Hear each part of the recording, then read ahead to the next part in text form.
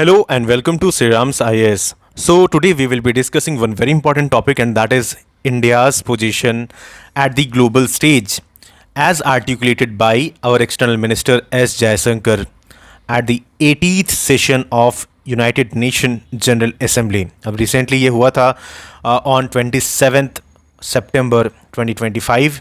Okay, अब देखो इस सेशन के दौरान हमारे एक्सटर्नल मिनिस्टर ने कई सारे पॉइंट्स को हाईलाइट किया.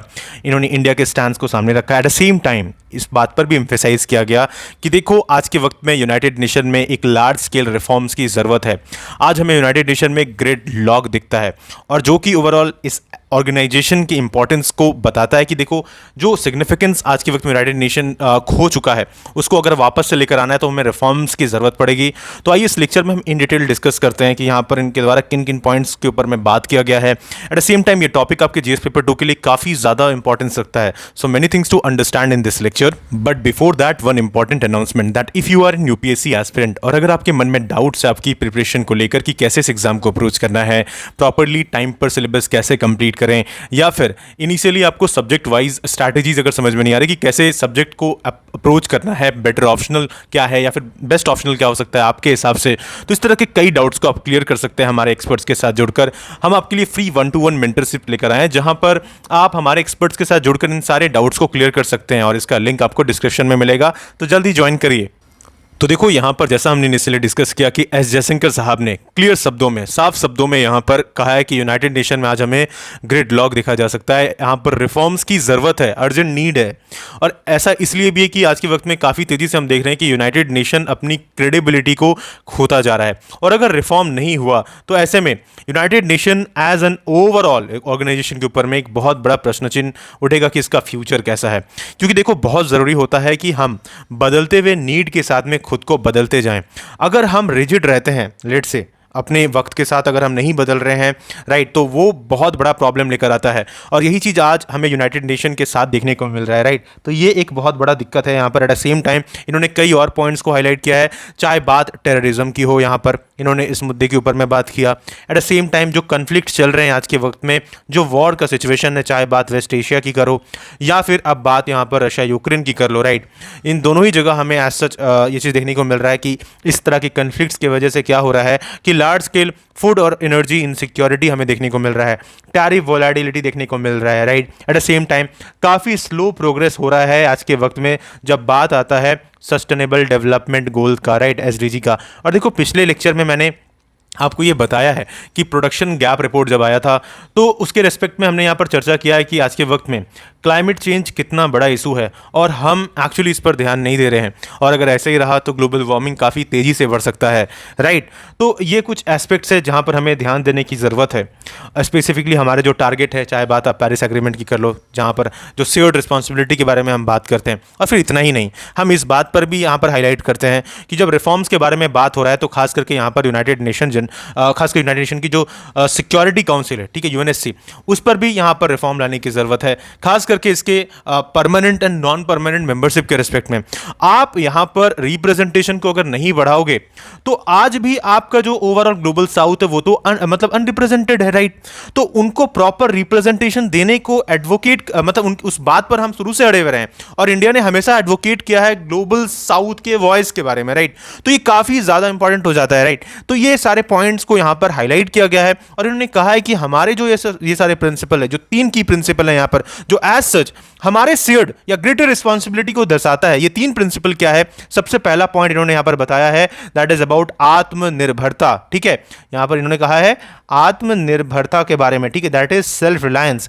सेकेंड पॉइंट इन्होंने हाईलाइट किया है अबाउट आत्मरक्षा, ठीक है, आत्मरक्षा के बारे में इन्होंने कहा है that is basically self defence. Okay, eight the same time third point इन्होंने हाईलाइट किया है अबाउट आत्मविश्वास. आत्मविश्वास मतलब सेल्फ कॉन्फिडेंस, राइट. तो ये 3 की प्रिंसिपल को यहां पर हाईलाइट किया गया है जो आप अपने मेंस के आंसर में भी लिख सकते हो, right, while writing answers. Okay, so overall यहाँ पर इंडिया ने रीअफर्म किया है, he also reaffirm that India's role as a voice for the global south, standing firmly for multilateralism, peace and collective process. तो ये सारे यहाँ पर पॉइंट्स है जो जयशंकर जी ने यहाँ पर अपने सेशन के दौरान एड्रेस करते हुए सच यहाँ पर कहा है। अब देखो यहाँ पर एक बड़ा क्वेश्चन है that what is the need for United nation reform. तो यहाँ पर सबसे पहले आपको पॉइंट दिखेगा that is grid lock in decision making. Why it is important? देखो यूएन अक्सर पैरालिसिस में चला जाता है जब मेजर इशूज डिसाइड करने होते हैं। अब इसका रीज़न क्या होता है? देखो या तो कन्फ्लिक्ट्स है, या फिर लिमिटेड रिसोर्सेस आपको दिखेंगे, या फिर कई बार आपको टेररिज्म का जो इशू है उसको लेकर, राइट। मैं एग्जांपल देता हूँ आपको। यूनाइटेड नेशन मतलब यूनाइटेड नेशन सिक्योरिटी काउंसिल में, राइट, आपको 5 की मेंबर्स दिखते हैं, परमानेंट मेंबर्स दिखते हैं, राइट। ओके, तो ये P5 जो हैं परमानेंट मेंबर्स, ये यूनाइटेड स्टेट्स है, यूके है, रशिया है, राइट, चाइना है, फ्रांस है। ओके, नाउ इनके पास क्या है? इनके पास है वेटो पावर। ओके, अब देखो भाई, वेटो पावर का ना बहुत लार्ज स्केल में मिसयूज भी होता है। मतलब एक भी कंट्री अगर नो बोल देती है इसमें से, मतलब मान लो कि यूएसए ने अगर लेट से ना बोला है किसी सच रिजोल्यूशन को लेकर, तो वो कंप्लीटली ब्लॉक हो जाता है। भले ही इसमें कितने लोगों ने, मेजॉरिटी ने सपोर्ट किया है नहीं किया है, ये मायने ही नहीं रखता है इनके डिसीजंस, राइट। फॉर एग्जाम्पल, कई बार रशिया ने यूक्रेन वॉर पर कंडेम करने वाली रिजोल्यूशन को ब्लॉक किया, राइट। या फिर यूएसए ने बार बार इजराइल के खिलाफ रिजोल्यूशन ब्लॉक किए हैं, स्पेसिफिकली ऑन गजा, राइट। तो ये कुछ एग्जांपल्स हमें कंटिन्यूसली दिखने को मिलते हैं, राइट। तो ये जो ग्रिड लॉक है डिसीजन मेकिंग के रिस्पेक्ट में, इसको सही करने की जरूरत है। और वेटो पावर वाला जो पार्ट है ना, यहाँ पर हमें खास करके ध्यान देने की जरूरत है, क्योंकि इसका मिसयूज ना हो, ऐसे रिफॉर्म्स लाने की जरूरत है यूनाइटेड नेशन में। At the same time, second important point is outdated and unrepresentative structure. Very important, because अगर हम बात लेट से यूनाइटेड नेशन सिक्योरिटी काउंसिल की कर रहे हैं लेट से, तो इसका एज सच जो डिजाइन है वो वर्ल्ड वॉर 2 के वक्त का है, ठीक है। 1945 में ये एज सच आया था, ओके, एंड तब से लेकर ये अब तक एग्जिस्ट कर रहा है। और तब की जियोपॉलिटिकल रियलिटी और आज के टाइम में जो एस्पेक्ट्स हैं वो बहुत अलग हैं, राइट। तो ये जो आपको यहाँ पर देखने को मिल रहा है, ये जो डिफरेंस, ये आज के वक्त में प्रॉब्लम क्रिएट कर रहा है। बिकॉज फॉर एग्जाम्पल, आज के वक्त में rising powers like India, we have Brazil, Germany, Japan, right. आज के वक्त में आप major population of the world को तो रिप्रेजेंट ही नहीं, परमानेंट मेंबर है ही नहीं इनका, राइट। तो रिप्रेजेंटेशन तो मिल ही नहीं रहा है, राइट। तो ये बहुत इंपॉर्टेंट हो जाता है। और खास करके ग्लोबल साउथ की बात कर लो, एशिया की बात कर लो, कई सारे कंट्रीज है, अफ्रीकन कंट्रीज के बारे में बात कर लो, LAC कंट्रीज के बारे में बात करो, लैटिन अमेरिकन कंट्रीज की, राइट। ये तो अनरिप्रेजेंटेड रह जा रहे हैं। जैसे एग्जाम्पल के तौर पे अगर हम बात करें कि अफ्रीका की किसी भी कंट्री के पास में यूएनएससी में परमानेंट सीट नहीं है, जबकि वहां पर आपको 50 से ज़्यादा कंट्रीज देखने को मिलते हैं। मतलब एक कॉन्टिनेंट ऐसा है जहां पे 50 से ज़्यादा आपको कंट्रीज मिल रहे हैं, लेकिन वहां पे कोई रिप्रेजेंटेशन ही नहीं है। तो इस वजह से मतलब खासकर यूनाइटेड नेशन की जो लेजिटिमेसी और इंक्लूसिवनेस है, उस पर सवाल उठते हैं कई बार, राइट। तो ये एक काफ़ी इंपॉर्टेंट पॉइंट है कि outdated and unrepresentative structure, at the same time failure to prevent और रिजॉल्व कन्फ्लिक्ट्स। अगेन ये भी एक इंपॉर्टेंट पॉइंट हो जाता है यहाँ पर कि यूएन के पास में जो इनके पीस कीपिंग ऑपरेशंस होते हैं, राइट, खास करके अक्सर हम मतलब ये देखते हैं कि जो वीक मैंडेट या इंटरनल डिवीजन की वजह से काम नहीं हो पाता है, यहाँ पर भी प्रॉब्लम है। और ये चीज़ हमने देखा है, चाहे बात आप बोस्निया की कर लो, जो हमने 1990s के वक्त में देखा था, ठीक है, जहाँ पर यूएन पीस कीपर फेल हुए ड्रास्टिकली, और जिसकी वजह से हमने यहाँ पर भी देखा था कि स्रीब्रेनिका मैसाकर जो हुआ था, राइट। तो वो एक एग्जाम्पल है। एट द सेम टाइम हमने रवांडा के साथ में ये चीज़ होते हुए देखा लगातार। हमने ये चीज़ सीरिया में देखा, सिविल वॉर हुआ, राइट। सूडान में हमने ये चीज़ देखा, म्यांमार में रोहिंग्या इशूज़ के वक्त में हमने ये चीज़ देखा।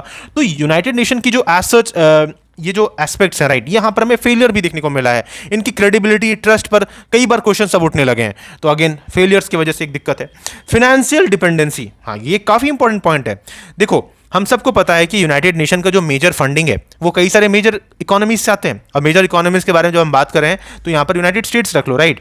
बिकॉज यूएस जो कंट्रीब्यूट करता है अराउंड 22% यहाँ पर कंट्रीब्यूट करता है ओवरऑल, हम जब बात करते हैं यूनाइटेड नेशन के कंटेक्स्ट में।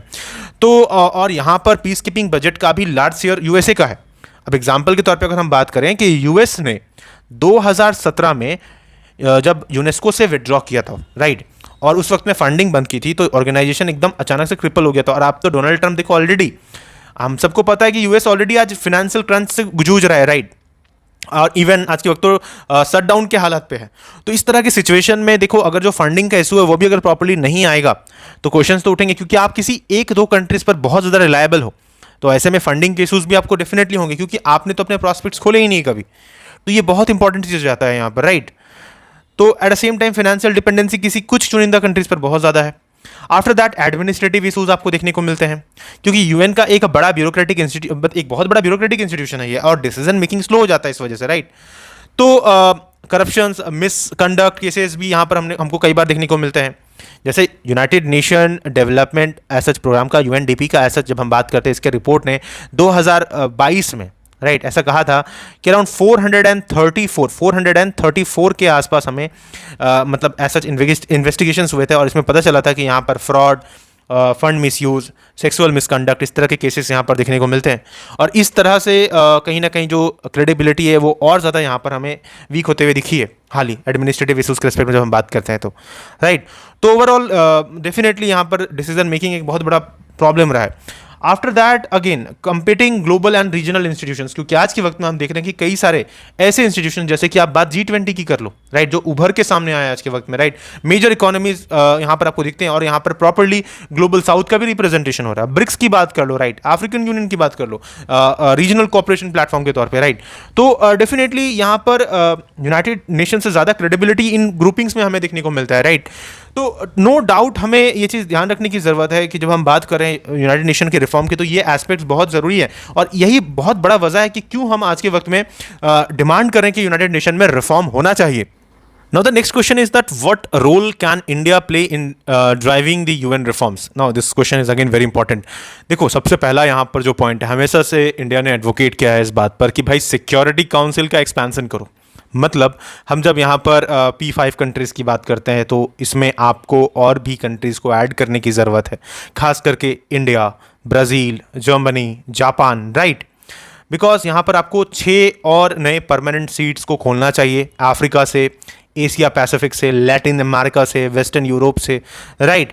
सो ओवरऑल इससे क्या होगा कि जो रिप्रेजेंटेशन है वो आज के जो करंट जियोपॉलिटिकल एस्पेक्ट्स है उसको वो कवर कर पाएगा, क्योंकि आपने तो एक मेजर आप ऐसा समझ लो जो वर्ल्ड है उसको तो आप कहीं ना कहीं रिप्रेजेंटेशन नहीं दे रहे हो। तो इस वजह से हमने इस पॉइंट को हमेशा हाईलाइट किया है, एडवोकेट भी किया है। At the same time advocating for the global south, and हम हमेशा से इस बात पर ध्यान देते आए हैं, हमने इस पॉइंट को हमेशा से रखा है आगे, दैट ओवरऑल जब डेवलपिंग कंट्रीज के बारे में बात करें, एंड इंडिया एक लीडर के तौर पर उभर के सामने आया है, नो डाउट अबाउट दैट। हमने हमेशा इंटरेस्ट रखा है ग्लोबल साउथ का आगे by highlighting key issues like sustainable development overall, right, climate as such justice, climate justice हो गया, या इक्विटेबल इकोनॉमिक ग्रोथ के रिस्पेक्ट में बात कर लो, या एज सच ट्रेड के रिस्पेक्ट में बात कर लो, राइट। तो ओवरऑल यहाँ पर हमने हमेशा इस पॉइंट पर हाईलाइट किया कि ग्लोबल साउथ के वॉइस को हमें आगे बढ़ाने की ज़रूरत है, राइट। एंड डिस्पैरिटी जो हमें दिखता है, और डबल स्टैंडर्ड्स दिखता है कई बार, मतलब ग्लोबल नॉर्थ और का खास करके, या ग्लोबल नॉर्थ के रिस्पेक्ट में, तो उस हिपोक्रेसी को भी यहाँ पर कम करने की ज़रूरत है। Promoting multilateralism, very important point, कि India can act as a voice of reason in an era of great power competition and promoting diplomacy over conflict here. और हमने बार बार इस पॉइंट को हाईलाइट किया है, हमारे प्राइम मिनिस्टर साहब ने हाईलाइट किया है कि ये एरा जो है ये डिप्लोमेसी एंड पीस का है, ना कि वॉर का है, ना कि कन्फ्लिक्ट्स का है, राइट। तो ओवरऑल ये काफी इंपॉर्टेंट पॉइंट हो जाता है। At the same time strengthening counter terrorism framework, right, because having face terrorism first hand, India can lead efforts to strengthen the UN counter terrorism framework. और खास करके हमें कॉम्प्रिहेंसिव इंटरनेशनल कन्वेंशन चाहिए terrorism के ऊपर में, बहुत ज़रूरी है ये चीज़। और खास करके जो स्टेट स्पॉन्सर्ड टेररिज्म है उस पर भी यहाँ पर हमें काम करने की ज़रूरत है। और हम सबको पता है कि पाकिस्तान का एस्पेक्ट जो है वो यहाँ पर क्लियर दिखता है, क्योंकि पाकिस्तान स्टेट स्पॉन्सर्ड टेररिज्म का एक अच्छा एग्जाम्पल है clearly. At the same time leveraging historical credibility, मतलब यहाँ पर India's track record in decolonisation, human rights, right, at the same time peace keeping and international cooperation aids legitimacy to its leadership role in UN reforms actually, okay. So this is also very important point. At the same time, showcasing global leadership and soft power also, okay. जैसे इसका example मैं देता हूँ आपको, international yoga day, okay. तो कुछ इस तरीके से कहीं ना कहीं इंडिया कंटिन्यूसली एडवोकेट कर रहा है एज सच की यूएन में आज के वक्त में रिफॉर्म की ज़रूरत है। देखो यहाँ पर किया जा सकता है कि होता क्या है कि यूनाइटेड नेशन में आज हम क्या देखते हैं कि मतलब जो ओवरऑल डायलॉग बेस्ड नेगोशिएशन है उससे हमको टेक्स्ट बेस्ड नेगोशिएशन की तरफ बढ़ने की ज़रूरत है। हमें यहाँ पर एज सच कोशिश करना है कि वेटो का कम से कम यूज़ हो, इसका मिसयूज़ ना हो, ये सारी चीज़ें हैं। Eight the same time accountability, transparency, decision making efficiency यहाँ पर एज सच यूएन के अंदर बढ़े, okay. Eight the same time हम यहाँ पर जो ग्लोबल साउथ का वॉइस है, ओके, इसको यहाँ पर बढ़ावा दे, ये कुछ चीज़ें हैं अगर यहाँ पर काम करी जाएंगी, और खास करके एक्सपेंशन, राइट। आपको अगर यूनाइटेड नेशन मतलब यूनाइटेड नेशन के जो रियल एस्पेक्ट्स हैं, मतलब अगर प्रॉपरली इसको यूटिलाइज करवाना है या फिर इसको सस्टेन करके रखवाना है, तो नो डाउट आपको रिप्रेजेंटेशन यहाँ पर बढ़ाना पड़ेगा। बहुत ज़रूरी है ये चीज़, राइट। तो ओवरऑल ये सारी चीज़ें ज़रूरी हो जाती हैं। तो आज के 21वीं सेंचुरी के नीड के हिसाब से जो रिलेवेंट रिफॉर्म्स है उसको आज को लाना बहुत ज़रूरी है, राइट। तो ओवरऑल ताकि आने वाले वक्त में जो मेजर इशूज़ है, चाहे बात आप पीस की करो, सिक्योरिटी करो, क्लाइमेट चेंज की करो, डेवलपमेंटल जो चैलेंजेस है उनको यहाँ पर मिटिगेट किया जा सकता है। By the way, I hope you understood this lecture. आपका क्या मानना है इस टॉपिक के बारे में, आप मुझे कमेंट सेक्शन पर बता सकते हैं। किसी भी तरह का फीडबैक दे सकते हैं, क्वेश्चंस पूछ सकते हैं। डेफिनेटली हम आपके जो भी कमेंट्स आएंगे, अगर वैसा कुछ अगर सजेशन होगा तो definitely will give heart from our side. अगर वैसा कुछ आपका प्रॉपर, अगर लेट से यहाँ पर अगर आपने क्वेरी पूछा है या फिर आपने कुछ फीडबैक दिया है तो अगर अभी तक आपने इस चैनल को सब्सक्राइब नहीं किया है तो जल्द से जल्द कर लीजिए। इस तरह के और भी इन्फॉर्मेटिव लेक्चर्स के लिए अपने श्री राम साई चैनल को अगर सब्सक्राइब नहीं करा है तो कर लीजिए जल्द से जल्द, राइट। मिलते हैं अगले लेक्चर में इस तरह की वीडियोज़ के साथ में। जय हिंद।